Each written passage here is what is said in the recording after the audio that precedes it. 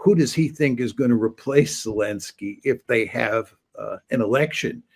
Is somebody going to come into power who's interested in cutting a deal with the Russians and having good relations with Russia for the foreseeable future? I don't think that's going to happen. So recently, John Mearsheimer went on Judging Freedom, that's Andrew Napolitano's podcast, and talked a little bit about the war in Ukraine and where it's headed and possible future outcomes, especially if Zelensky is forced out of office. Now, Mearsheimer is one of the biggest foreign policy experts in the world. He crafted the modern theory of offensive realism, so I can't wait to hear what he has to say about this. Let's watch and let's react. With regard to the Russian situation, and more particularly the Ukraine war, I just don't think he understands what's going on there. And I think the people around him don't understand. I think his most reliable person on this issue, Steve Witkoff, is really a novice. He has no experience in foreign policy and as a diplomat, and he just doesn't understand this case very well. So I think it's going to take the Trump administration a while to figure out what they have to do to shut this one down. What do you think they need to know of which they are currently ignorant with respect to the special military operation in Ukraine? They have to understand that the Russians are not interested in a comprehensive ceasefire, period. What the Russians want is they want to cut a deal that shuts this down once and for all. They want a genuine peace agreement. And then once everybody's on board in terms of fixing in place a genuine peace agreement, then they'll agree to a ceasefire. I think Mearsheimer is just completely accurate here, because when you saw the overtures of the U.S. and Ukraine for a ceasefire to Russia, you saw Putin appear on television 1 or 2 days later, I forget exactly, kind of articulating the same prerequisites that Russia would have for a peace, for a ceasefire. So I think he's right on the money here. Russia doesn't want a ceasefire. It doesn't benefit them in any way.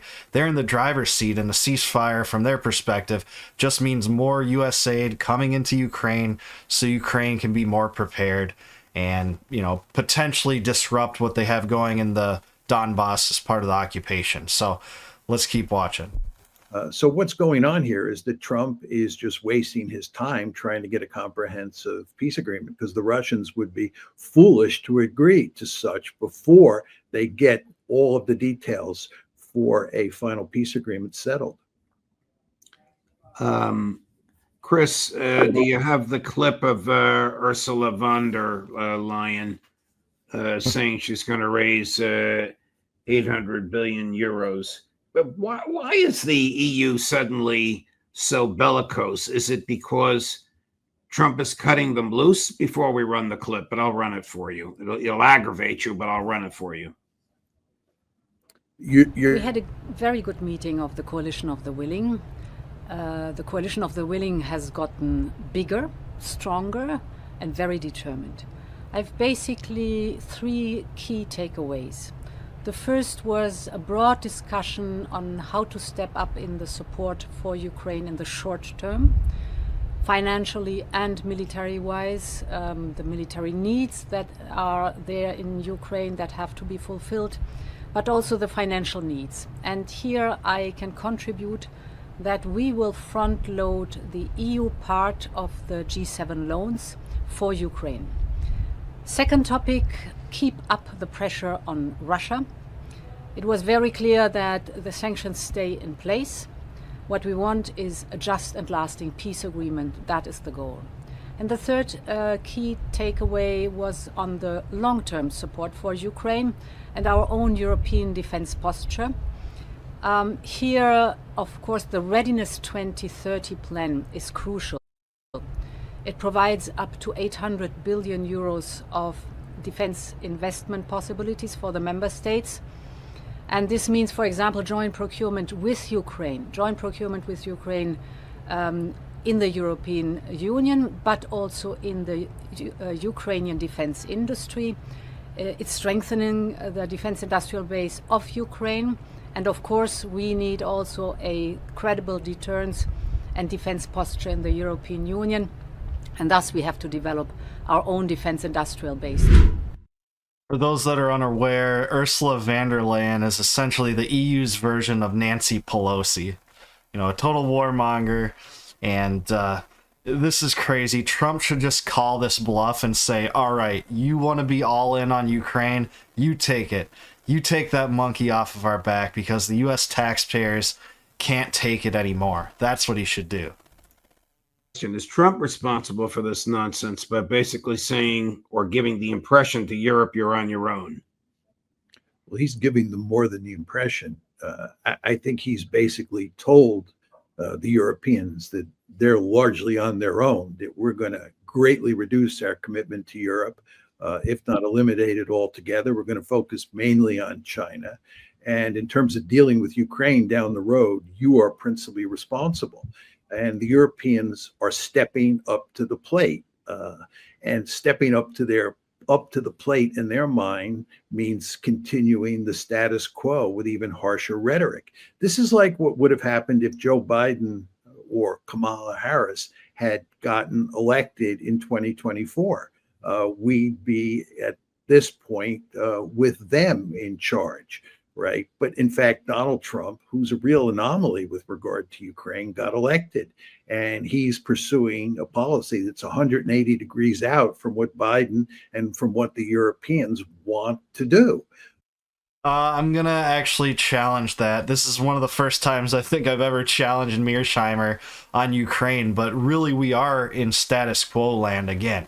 At one point, he was right. We withdrew aid to Ukraine, but then we passed the Biden CR, which continues to fund it, and Trump, even after having unlimited political capital to just pull that aid completely for good, which he did for a few days, he restored it for this feckless ceasefire that was never going to work anyways because Russia wants the same terms for a ceasefire that they do for a peace agreement. So here's one of the only times that I'll probably ever disagree with Mearsheimer on Ukraine, but I think that we are not pursuing a 180-degree policy compared to Biden with respect to Ukraine. Now, it is true that Trump has opened negotiations with Lavrov and the Russians, but still, we are a belligerent from the Russian perspective. We're bankrolling this thing. There's no denying that. And the end result is that you see this big divide between the Europeans on one hand and the Americans on the other. What is your opinion of the likely outcome of the special military operation in Ukraine? I don't necessarily mean when it's going to end or how many people are going to die, but can Ukraine survive this, Professor Mearsheimer? Well, I think Ukraine will survive because I do not believe the Russians are going to try to conquer all of Ukraine. The question is, what does that Ukraine that survives, what does that rump state look like? And the fact is, the longer the war goes on, the more territory the Russians capture and the smaller that rump state will be. And indeed, the more dysfunctional it will be. If you want to know how I think this one is going to end, let me just start by saying I had hoped that the Trump administration would quickly figure out what the Russian demands were, meet those demands, and shut this war down very quickly. It does not, I'm sad to say, look like that's what's happening. So I think the war is going to drag on. And the end result is that the Ukrainians are going to lose on the battlefield. They're already losing. And as we withdraw our support, which is eventually going to happen because all that weaponry and all that money in the Biden pipeline is going to go away, and Trump is not going to replace it. So the Ukrainians are going to be in a really tough spot. The Europeans can only pick up the slack to a certain degree, and the Europeans will squabble among themselves anyway. So I think that what you will see happen with the passage of time is that the Russians will make more and more progress on the battlefield. The Ukrainians will be disadvantaged more and more moving forward. The Europeans won't be able to help them. The Americans will say, we're not going to solve the problem. And I think at some point, everybody will get together and accept the fact that the Russians have won, and you'll get some sort of either frozen conflict or you'll get a genuine peace agreement. Yeah, couldn't agree more with him there too. I think this war will drag on a little bit more. Ultimately, that is probably how it's going to end. But he's exactly right. There's no reason to believe that Putin's going to take over Ukraine proper. He has the eastern Donbas provinces occupied right now, and gradually more and more territory has been gained for Russia since the launch of his initial invasion in, what was it, February of 2022. There have been ebbs and flows with that. I think in the summer of 2023, Ukraine did do an offensive that, recaptured some of that territory, but a lot of that's been rolled back, and it's really been status quo, very minimal, nominal territorial changes for the most part since that time. Professor or Colonel McGregor and Scott Ritter, our principal military commentators on this program, are of the view that President Zelensky is really, really in a difficult spot, that the Azov battalion, the hard, harsh nationalists who don't want to surrender under any circumstance, are no longer in one cohesive unit and are now spread throughout the military and the government, and that, in fact, they provide the personal security for President Zelensky. How could he possibly defy their ultra-nationalist demands to fight until the last Ukrainian? He can't. I mean, this is what happens when you fight a protracted war like this. Right-wing elements become more and more powerful. Think about what happened in Germany after World War I. You had all these right-wing groups, all these militant right-wing groups, all these radical groups. In fact, you had radical groups on the left as well. So when this war finally ends and there's no more shooting in Ukraine, you should expect the politics in Ukraine to be ugly in the extreme, because this is the way these things work out. So I think that what Scott and Doug are saying is exactly right. Yeah, honestly, I think that Zelensky fears the right-wing elements within his own state, within Ukraine, including Azov and other, pro-Nazi and pro-right-wing nationalist Ukrainians. I think he fears those people more than Putin, believe it or not, because those are the people that have really pressured him domestically to be involved in this war. Now, people talk about all the time how Boris Johnson and, the Biden administration pressured Zelensky to get involved in this war in Russia when it looked like he was going to come to a peace agreement that was basically agreed to for the most part. You even had, bottles of champagne uncorked, according to some accounts, for it before it fell apart. But there are internal pressures as well, and that's why I think Zelensky actually fears for his life, not from Putin, but from right-wing elements within Ukraine.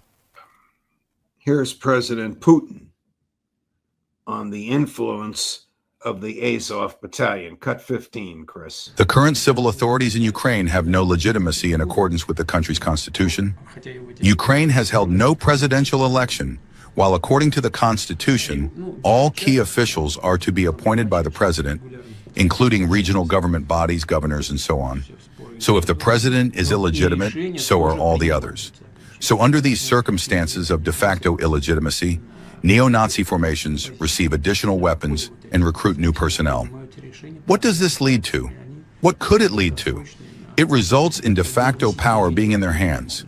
This in turn means that it is already unclear with whom to sign documents and what effect such documents might carry. For tomorrow, new leaders may come to power through elections and declare, "We do not know who signed those papers, so goodbye." The issue is not just this uncertainty. It is that these neo-Nazi formations, such as Azov, among others, are effectively beginning to run the country. This raises the question, how is it possible to conduct negotiations with them? In such situations, international practice follows a well-established path. Within the framework of the United Nations peacekeeping operations, there have been several cases of what is termed external governance or temporary administration. This occurred in East Timor, I believe in 1999, in parts of the former Yugoslavia, and in New Guinea. In short, such precedents exist. Do you agree with that? I think that there is zero chance that the United Nations was going to move into Ukraine and run the place. And I would say I understand Putin's concern about having Zelensky sign anything and then some future government come in and throw that agreement in the waste paper basket. I understand that. But the question I would ask Putin is, who does he think is going to replace Zelensky if they have an election? Is somebody going to come into power who's interested in cutting a deal with the Russians and having good deal with Russia, good relations with Russia for the foreseeable future? I don't think that's going to happen. I think that you'll get somebody who is to the right of Attila the Hun in power in Ukraine, and that person will be deeply interested in continuing the fight against Russia. One way or another. So I do not see a happy ending here. Hate to say I agree. It actually looked like at one point in 2014 when Yanukovych, held power, that there was going to be easing of tensions with Russia. He ran on a platform of neutrality with Russia, not even an explicitly pro-Putin, pro-Russia policy, but just a neutrality policy. But that's not good enough for the warhawks in Washington and the military-industrial complex and NATO, who wanted war at all costs, and that's why the U.S. helped coup the elected government of Ukraine in 2014. So, hate to say I agree with Mearsheimer. Those times seem, long in the distance, long in the rearview mirror. Putin places a lot of emphasis on denazifying, getting rid of the fascists, getting rid of the right-wing elements in Ukraine as a war goal, an important war goal. I don't think that's achievable, to be honest, for the reasons that we're talking about. Well, Mearsheimer is one of the smartest people in the world on Ukraine, as far as I can see. He predicted much of what's happened in this war. He's talked about the dangers of the U.S. involvement in the war since 2014 and probably before that. But 2014 and the Maidan coup and kind of the internal strife between the Donbass and the nationalist Ukrainian elements that took place there, he's basically called everything exactly correctly. So we're not completely on the same page as far as the U.S. policy being diametrically 180 degrees opposed to the Biden administration policy here, but otherwise I agree with him down the line. I think this war will drag on a little bit, and I think it will continue to drag on as long as the spigot of U.S. military support is being funneled into Ukraine. And I think Trump actually has a great deal of control when it ends and when there is a peace, but I think his ego makes him want to secure a peace personally, mediating it with Putin more than he does to end U.S. involvement there. I think he wants that on his legacy, that he ended this war. But I don't think he can end the war as a belligerent that's pumping in money. And that's, exactly how Putin has postured himself, that they can't end it as long as the U.S. is a belligerent. So we'll see what happens. Let me know in the comments below. Do you agree that this war will drag on for some more weeks or months, or do you see an immediate peace coming soon? Let me know in the comments below. And no more war, no more debt, no more inflation, and no more empire. Take it easy, guys. Peace out.